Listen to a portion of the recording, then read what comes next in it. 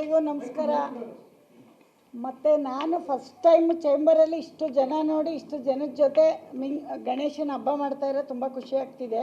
ಅವ್ರು ಹೇಳ್ದಂಗೆ B C Patil ಅಣ್ಣವ್ರು ಹೇಳ್ದಂಗೆ ನೆಕ್ಸ್ಟು ಕತೆ ಕಡೆ ಗಮನ ಕೊಟ್ಟು ನಾವೆಲ್ಲರೂ ಒಳ್ಳೊಳ್ಳೆ ಚಿತ್ರ ಕೊಡೋಣ, ಸಿನಿಮಾ ರಂಗಕ್ಕೆ ಒಳ್ಳೆ ಕೆಲಸ ಮಾಡೋಣ.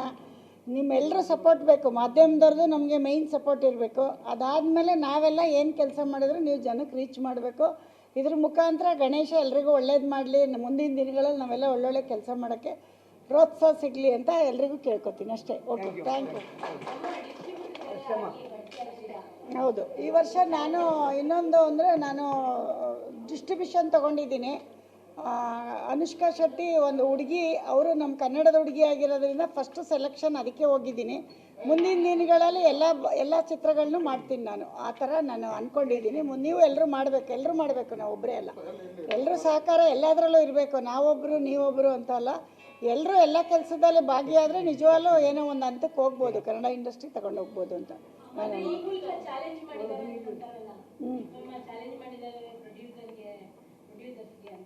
ಪ್ರೊಡ್ಯೂಸರ್ಸ್ಗೆ ಹೆಂಗೆ ಮಾಡೋಕ್ಕಾಗುತ್ತೆ?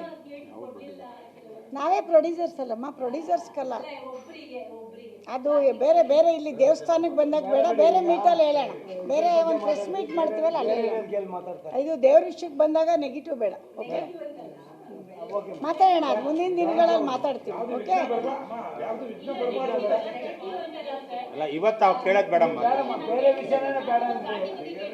ಘಾಟಿ ಬಗ್ಗೆನೂ ಹೇಳಿದ್ನಲ್ಲಮ್ಮ. ಇವಾಗ ಒಂದು ಹೆಣ್ಮಗಳಾಗಿರೋದ್ರಿಂದ ಅನುಷ್ಕಾ ಶೆಟ್ಟಿ ನಮ್ಮವರು, ನನಗೆ ಹತ್ರದಿಂದನೂ ನಾನು ಮದುವೆಗೆಲ್ಲ ಹೋಗಿದ್ದೀನಿ.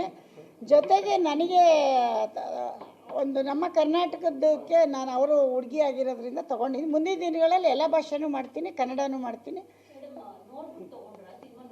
ಸಿನಿಮಾ ನೋಡಿದ್ದೀನಿ, ನನಗೆ ಎಲ್ಲ ಡಿಸ್ಕಷನ್ ಮಾಡಿ ತೊಗೊಂಡಿದ್ದೀನಿ.